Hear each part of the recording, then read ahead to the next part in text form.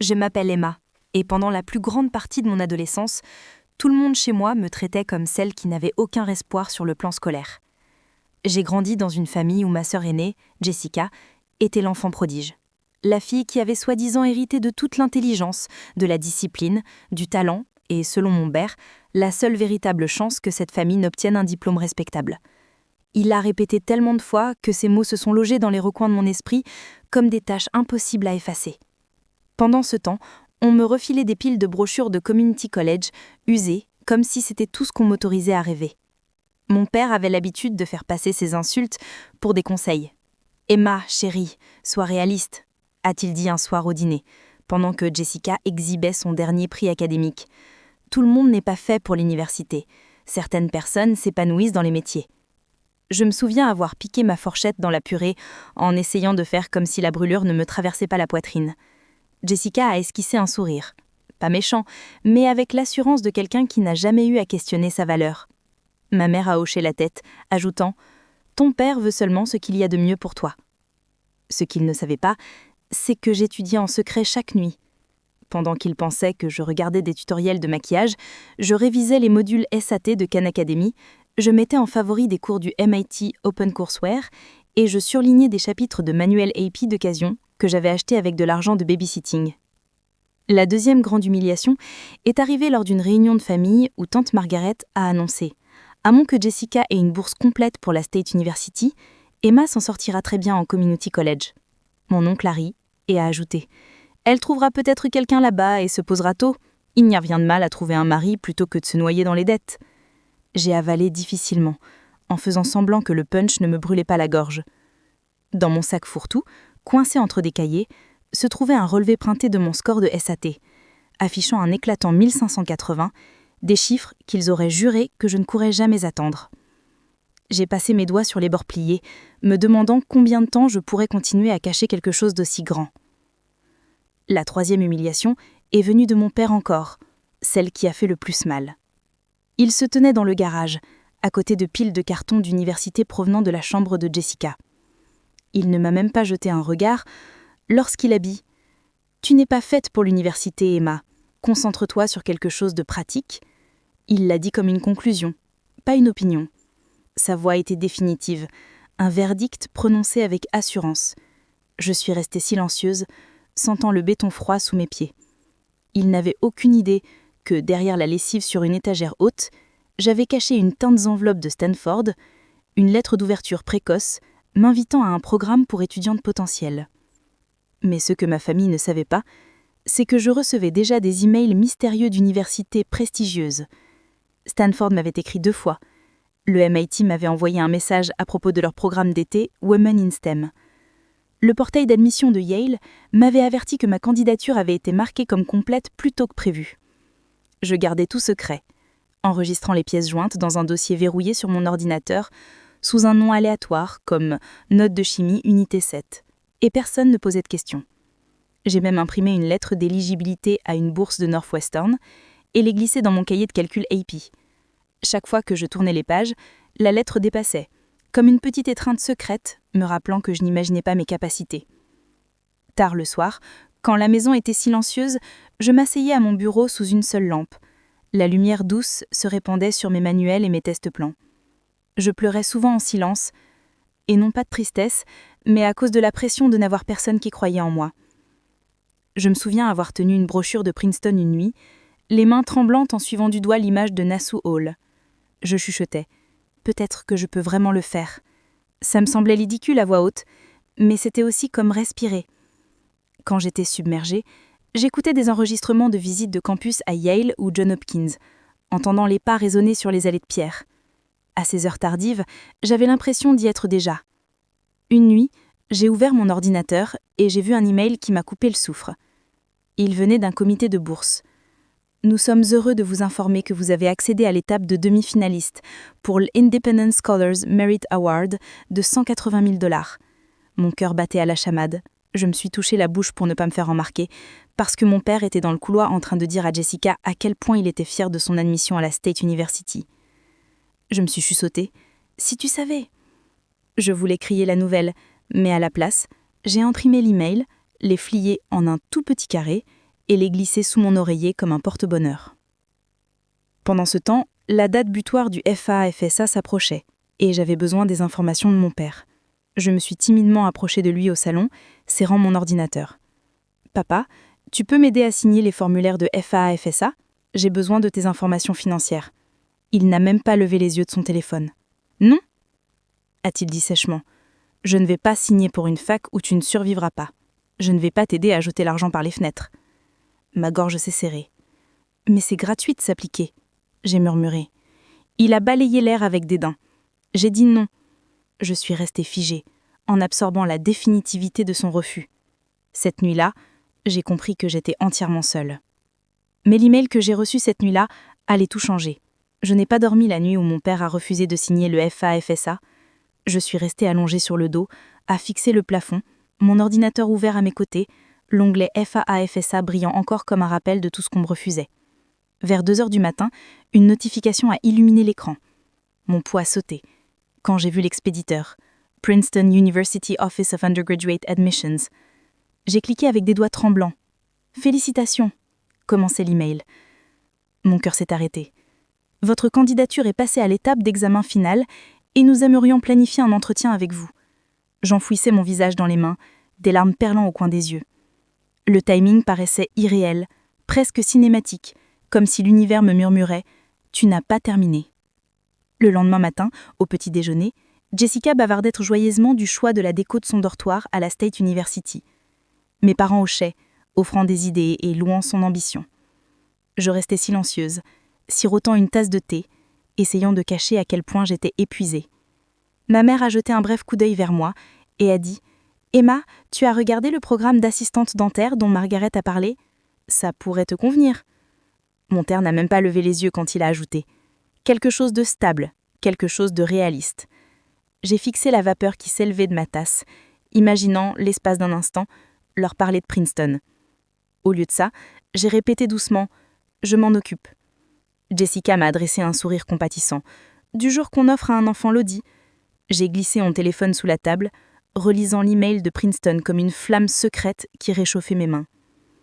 Plus tard l'après-midi, je me suis assise dans le jardin, avec une pile de brochures universitaires que je faisais passer pour des community colleges. À l'intérieur d'une d'elles, cachée comme une photo interdite, se trouvait une lettre du MIT m'invitant à leur programme Women in STEM Weekend, voyage entièrement financé. J'ai passé mon doigt sur le logo embossé, me sentant à la fois fière et terrifiée. Ma cousine Amanda est arrivée à l'improviste avec un sac de snacks. En voyant les brochures, elle a ri doucement. « Emma, tu n'as même pas l'air enthousiaste. Tu postules vraiment seulement à celle-là ?» J'ai hésité. Amanda avait toujours été plus gentille avec moi que les autres. Finalement, à voix basse, j'ai chuchoté « J'ai postulé à Princeton. Au MIT aussi. » Ses yeux se sont écarquillés. « Attends, sérieux ?» J'ai hoché la tête. Elle a pris mes mains. « Emma, c'est énorme. Pourquoi n'en as-tu parlé à personne ?» J'ai secoué la tête. Il ne me croirait pas. Amanda a serré mes mains et a murmuré « Alors laisse-les la prendre plus tard. » Ce que ma famille ignorait, c'est que pendant qu'on me poussait vers des plans B, j'assistais à des séances d'infos virtuelles pour Yale, Northwestern, Johns Hopkins et Stanford. Je remplissais des carnets de notes détaillés sur les aides financières, les opportunités de recherche et les programmes d'honneur. Je regardais des panels d'admis jusque tard dans la nuit, en imaginant ce que ça ferait d'être accepté. Mon moment préféré a été d'écouter une professeure de Stanford décrire le programme de mentorat Women in Engineering. « Nous soutenons les étudiantes qui ont été sous-estimées », a-t-elle dit. Le mot « sous-estimé » m'a frappé comme un coup doux. Je me le suis répété encore et encore. J'avais l'impression que quelqu'un avait enfin nommé ce que je portais. À cette période, les comités de bourse ont commencé à me contacter. L'un a demandé un entretien de suivi, un autre a envoyé une lettre indiquant que j'étais éligible à une subvention renouvelable de 95 000 si je m'inscrivais dans une université partenaire. J'ai imprimé chaque lettre et les ai rangées dans un fin classeur sous mon lit. Parfois je le sortais, je feuilletais les pages et j'imaginais le poser un jour sur la table de la cuisine. Mon document préféré était la lettre de demi-finaliste pour l'Independent Scholars Merit Award de 180 000 si je m'inscrivais dans une université partenaire. J'ai imprimé chaque lettre et les ai rangées dans un fin classeur sous mon lit. Parfois je le sortais, je feuilletais les pages et j'imaginais le poser un jour sur la table de la cuisine. Mon document préféré était la lettre de demi-finaliste pour l'Independent Scholars Merit Award de 180 000, celle que j'avais cachée sous mon oreiller. Chaque fois que je la lisais, je sentais quelque chose en moi se ressouder. La pression est montée lors de ce que la famille appelait le dîner de décision universitaire, une tradition censée célébrer le choix final de Jessica. Mon père faisait griller des steaks, pendant que les proches remplissaient le salon, la maison bourdonnait d'excitation. Tante Margaret est arrivée avec un gâteau, sur lequel on lisait « Prière de notre futur docteur ». Elle a serré Jessica dans ses bras, débordant d'éloges sur l'éclat de son avenir. Puis elle s'est tournée vers moi avec un sourire poli et a dit « Emma, tu as décidé à quel community college tu vas postuler ?» Mes joues ont chauffé. J'ai forcé un sourire et répondu « J'examine encore mes options ». Mon oncle a gloussé. Du moment que ce soit abordable, pas l'appel de gaspiller des prêts sur un pari. Des rires ont résonné dans la pièce. Dans ma poche, mon téléphone a vibré avec une notification. Je l'ai vérifié discrètement. Un aperçu d'email apparut. « Congratulations on your acceptance ». J'ai senti mon pouls dans ma gorge, mais je suis restée silencieuse. Au fil du dîner, la conversation a glissé sur l'aide financière de Jessica. Elle a expliqué fièrement son package mentionnant les bourses et les prêts. Mon père a bombé le torse et a dit « C'est pour ça qu'on a mis toutes nos ressources sur elle, c'est celle qui peut gérer la fac ». Je poussais ma fourchette dans ma salade, essayant de ne pas réagir. Puis je l'ai entendu dire « Honnêtement, c'est une chance qu'Emma ne vise pas trop haut, on ne pourrait pas gérer 2 frais de scolarité ». La pièce a gentiment ricané. J'ai mordu l'intérieur de la joue jusqu'à goûter le métal. Mon téléphone a revibré, mon ventre s'est noué. Je suis allée voir, personne ne regardait. C'était Yale. L'aperçu disait « We are thrilled to inform you ». Mes mains sont très tremblées. J'ai fermé mon téléphone de peur que mon expression me trahisse. Après le dîner, je suis sortie sur le perron pour respirer. L'air froid me piquait le visage, me ramenant au sol. Mon téléphone a vibré encore. Un autre message. Cette fois, c'était la conseillère d'admission de Stanford. « Emma, merci de vérifier votre portail quand vous aurez un moment. Félicitations !» Ma respiration a embué l'air. Je me suis appuyée contre la rambarde, laissant couler quelques larmes. Pas de larmes de tristesse, des larmes de soulagement. Tout ce pourquoi j'avais travaillé commençait à se déployer, pièce par pièce, email par email, admission après admission. Mais je ne pouvais le dire à personne. Pas encore. Pas avec la barrière du FAFSA planant comme une grille verrouillée. Amanda m'a trouvée dehors et a demandé « Ça va ?»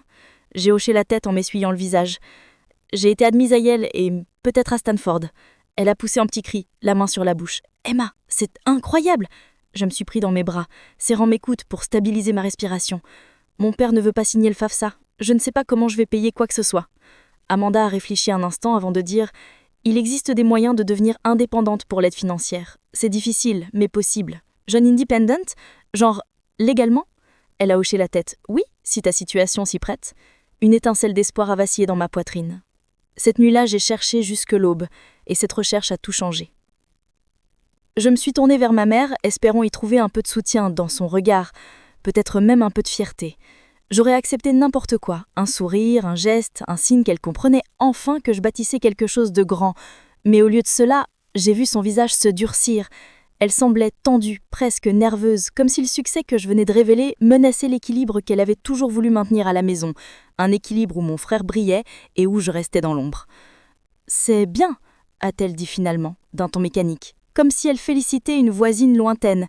Rien de plus, aucun enthousiasme, pas une étincelle. J'ai senti quelque chose se briser en moi. Toutes ces années de silence, d'endurance, de sourire malgré tout, pour entendre ce « bien » sans âme. Mon père n'a même pas levé les yeux de son téléphone. Je l'ai entendu marmonner quelque chose comme « Tant mieux si ça peut nous faire économiser de l'argent ». C'était donc ça pour eux, ma victoire, une économie potentielle, s'ils savaient. Je ne voulais pas gâcher le moment, pas encore. Je savais qu'une vérité bien plus grande restait à venir. Une vérité qui ferait voler en éclats tout ce qu'ils croyaient, tout ce qu'ils pensaient normal, une vérité qui les obligerait enfin à me voir autrement. Alors je me suis rassis, j'ai repris mon souffle et laissé la conversation continuer. Mais autour de moi, je sentais les regards changer. Ma tante, par exemple, n'arrêtait pas de me fixer comme si elle pouvait croire que moi, la fille discrète, avait obtenu une bourse pour Harvard.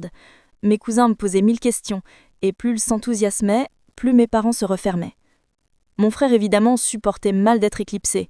Il s'est éclairci la gorge avec une lenteur exagérée, comme s'il s'apprêtait à annoncer l'arrivée du président lui-même. « Bon, tout ça c'est cool, mais je dois finaliser mes prêts étudiants demain, et franchement, c'est l'école de mes rêves, donc ça en vaut la peine. » Il a jeté un regard à mon père, en quête de réaction, d'un compliment, d'un peu de validation.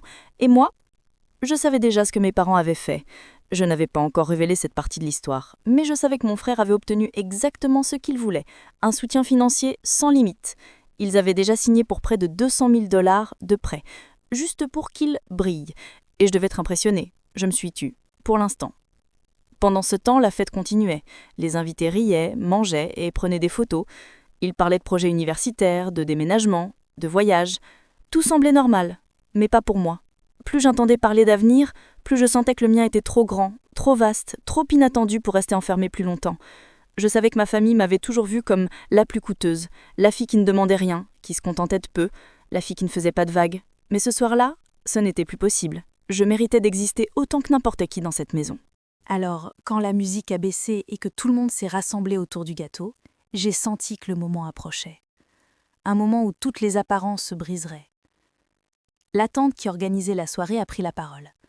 D'accord, maintenant que Saad nous a expliqué son projet et que notre chère Amna a annoncé une bourse incroyable, est-ce que quelqu'un d'autre veut partager quelque chose? Une bonne nouvelle peut-être?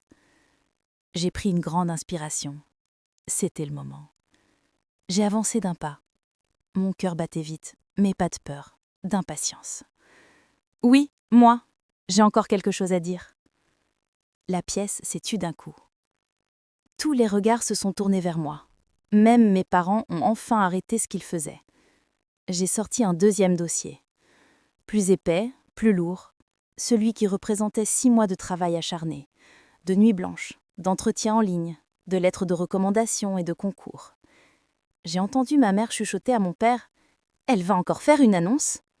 comme si c'était une mauvaise chose. Et je me suis lancée. Je vous ai dit tout à l'heure que j'avais reçu une bourse complète pour Harvard, mais ce n'était pas la seule université à laquelle j'ai postulé. J'ai envoyé d'autres candidatures, juste pour voir ce que je valais vraiment.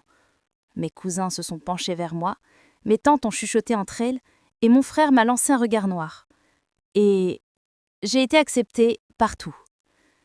Un souffle collectif a parcouru la pièce. Puis j'ai ouvert le dossier. Stanford, Yale, Columbia, MIT, Princeton, Oxford, Cambridge. Je les ai énumérés une à une, lentement, en laissant tomber chaque nom comme un coup de massue. Les réactions ont fusé comme des éclairs. Quoi? C'est incroyable! Toutes ces écoles? C'est historique! Mais comment as-tu fait? Pendant que tout le monde s'exclamait, mes parents restaient pétrifiés. Mon frère, lui, était devenu livide. J'ai poursuivi, plus déterminé que jamais. Et j'ai reçu des offres de financement intégral de 4 d'entre elles, ce qui veut dire que, peu importe laquelle j'aurais choisie, j'aurais étudié gratuitement. Un lourd silence est tombé. Puis j'ai ajouté, en regardant ma mère droit dans les yeux, « Je n'aurai pas de dette. Jamais. » Et enfin, j'ai tourné le regard vers mon frère. Contrairement à certains. La pièce s'est mise à bruire de murmures. Des gens se couvraient la bouche, d'autres secouaient à tête incrédule. Pour la première fois de ma vie, je brillais plus que lui, et il le savait. La tension était presque palpable. On aurait entendu une épingle tomber. Personne ne respirait. Les gens me regardaient comme si je venais de défier les lois de la gravité. Une fille qu'on n'avait jamais valorisée, qui n'avait jamais été une priorité, qu'on avait toujours reléguée à l'arrière-plan, venait de dépasser toutes les attentes. Et pourtant, au milieu de cette vague d'admiration, mes parents restaient figés, comme paralysés par cette réalité qui s'effondrait sous leurs yeux. Mon père a fini par rompre le silence, la voix tremblante de colère contenue. « Pourquoi ne nous as-tu rien dit ?» Je les regardais sans ciller. « Parce que chaque fois que je disais quelque chose d'important, vous n'écoutiez pas. Vous n'avez jamais cru en moi. Vous avez toujours tout donné à Saad, même quand je travaillais 2 fois plus. Alors j'ai appris à me débrouiller seule. Et j'ai réussi par moi-même. » Ma mère crispa ses mains, nerveuse. « Tu veux nous faire passer pour quoi devant la famille? Tu penses que c'est comme ça qu'on nous traite ?» J'ai souri doucement, pas par insolence, par lucidité. « Je ne vous fais rien. Je partage ma vérité. Ce n'est pas ma faute si elle ne ressembla pas à ce que vous vouliez. » Ma tante paternelle a secoué la tête, visiblement sous le choc. « Mais comment une personne peut-elle être acceptée dans autant d'universités internationales? C'est incroyable !» J'ai haussé les épaules. Beaucoup de travail, beaucoup de sacrifices, et personne pour me soutenir, alors j'ai dû me soutenir moi-même. Les invités ont recommencé à discuter entre eux, pleins d'admiration, d'enthousiasme, presque électrisés par l'énergie du moment. Certains prenaient des photos de mes lettres d'admission étalées sur la table, d'autres me posaient des questions techniques sur les candidatures, les entretiens, les concours. Pendant ce temps, mon frère restait sans voix, immobile, incapable de digérer cette avalanche de révélations. Il semblait chercher ses mots, mais rien ne venait. C'était la première fois de sa vie qu'il n'était plus le centre de l'attention. Et je dois l'avouer, c'était étrangement apaisant. Mais ce n'était pas fini. Il restait une dernière vérité à dire. Quand la pièce a commencé à se calmer, je me suis tournée vers lui. « Au fait, Saad, tu as signé pour combien déjà ? 180 000 ? 190 000 ?» Il a serré la mâchoire. « Ça ne te regarde pas. »« Aussi, ça me regarde. Parce que pendant des années, vous m'avez répété que je coûtais trop cher, que je devais faire attention, que mes études n'étaient pas une priorité. Et j'ai avancé d'un pas.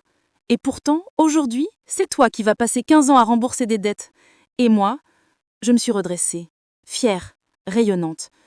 Je vais commencer ma vie d'adulte sans une seule facture, sans une seule dette. » Ma mère a porté la main à son front. « Ya Allah, comment est-ce possible ? » »« Parce que vous avez misé sur la mauvaise personne. » J'ai répondu calmement. Un murmure de surprise a parcouru la pièce. Mais je ne l'ai pas dit pour méchanceté. Je l'ai dit pour une raison bien plus profonde.